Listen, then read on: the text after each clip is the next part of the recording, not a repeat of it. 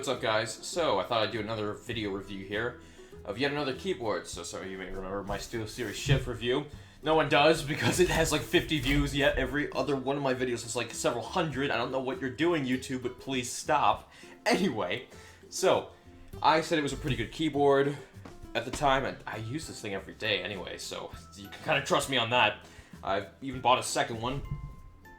Buttons got a good tactile feedback, or keys I should say.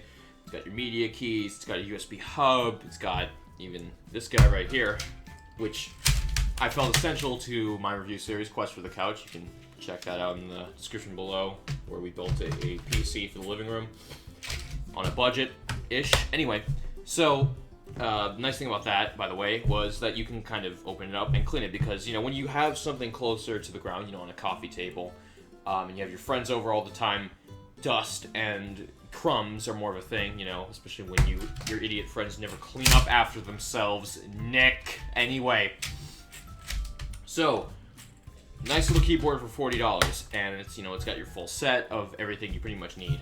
It's also got a USB hub with microphone and audio pass-through, which is great. So, what if you want a keyboard, but you don't want something that big? And that's understandable. You might not have a giant-ass coffee table, you might have limited space, or you might want to just prop this on something on an armchair rest. Well, actually has something like that. So, this is from 1ByOne, sent to me as a review sample. It's a wireless Bluetooth keyboard with an option for 2.4 gigahertz wireless, although that is not included. But you can use this as Bluetooth if you have it supported in, say, something like your PC. But yeah, look at this thing. It's in, like, the keyboard. This keyboard, by the way, could just eat this thing. Like, the size comparison it's like night and day.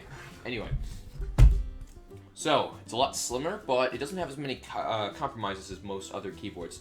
So let's just look around here. So you have your media keys on the top. There's no mute button, unfortunately, but you can raise and lower the volume. Just hit FN, and then you hit one of these buttons right here. In order to sync up the keyboard, you just hold FN and C, and the Bluetooth LED indicator will flash, which it's not doing right now because it's, well, it's very brief when it does it. There we go.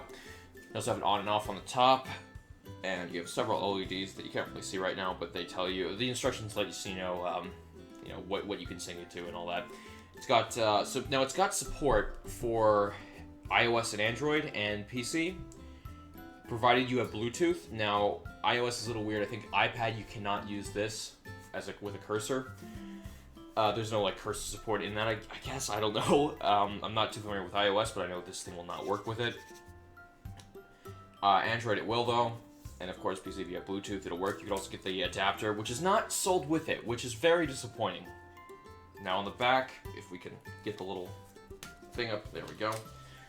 You got this nice thing right here, which props it up nicely so you don't get too much carpal tunnel from, you know, having it flat, which is, you know, I really appreciate that when they have some kind of height.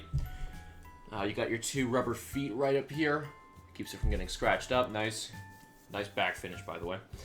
And you got it's powered by two AAA batteries. They say like 3 months with 2-hour uses per day in low power mode. Just give us a good performance estimation, guys. Holy crap. Just say like Duracell, 8 hours a day for a week. Whatever. It's not that hard. Keys overall have a good tactile feedback. Hear that on camera? You don't really bottom. When you bottom them out, they don't have the keyboard doesn't really have any degree of flex, which is nice. It's something you really don't have to consider for most keyboards, but that's really the only thing you have to consider for like laptop keyboards. But it does happen, and it's nice that this thing does not have that. Now you don't have your numpad, obviously, so you have this Trackpad instead. It's got, now they say it's enthusiast grade, but it's not. I've seen notebooks that are cheap, netbooks that are really cheap, and even the Steam controller, which is $50, have better trackpads than this thing. It's not very good. It's usable, but it's not that great. It's a little bit jittery at times. You don't feel it's too accurate. It's nice if you don't want to reach for your mouse.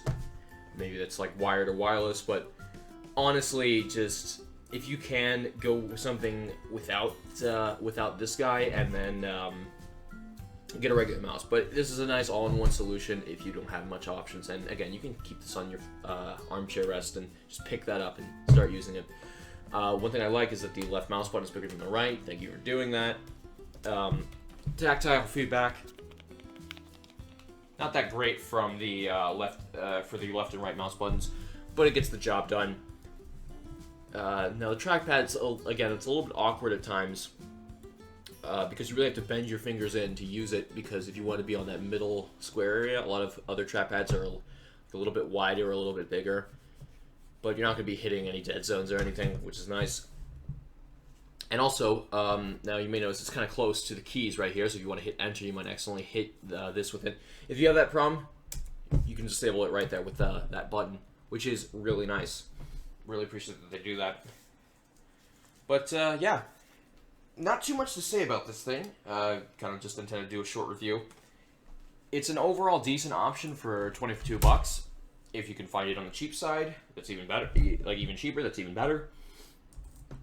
But, yeah, it's got, like, a lot of support for other devices, so it might not be a bad idea to, use this for your living room, and then when you're traveling on the go, you just bring this for your tablet or even your smartphone, which is, kind of nice. But anyway, so yeah, that's my review. Thank you to 1ByOne for sending me this as a review sample.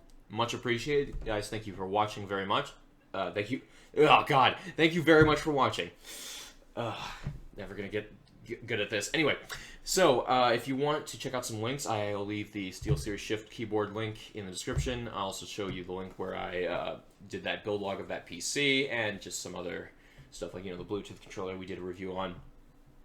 That's cool stuff. I'm hoping to get more products from some of these companies, which would be great. I want to do more stuff. If you guys have any keyboards that you want me to check out, do leave a link in the description below, and I'll see if I can get my hands on them. Maybe I could send a email to one of their PR guys, whoever is making them. But yeah, overall, pretty good keyboard. And yeah, thank you very much for watching. I'm out. I'm not good at outros, sorry.